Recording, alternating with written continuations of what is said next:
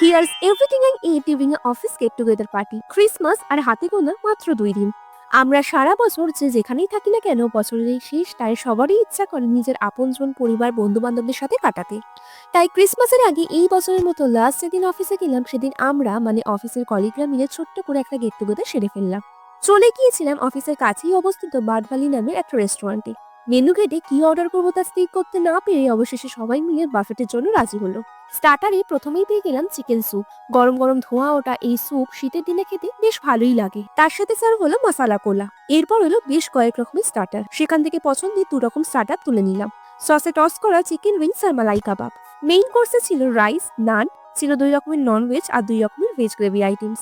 আমি নিয়ে নিলাম সেখান থেকে বাটার নান, বাটার চিকেন আর chicken tangri masala. Taste was good. Roti with chicken gravy is all time my favourite. ডেজার্টে ছিল gulab jamun with vanilla ice cream.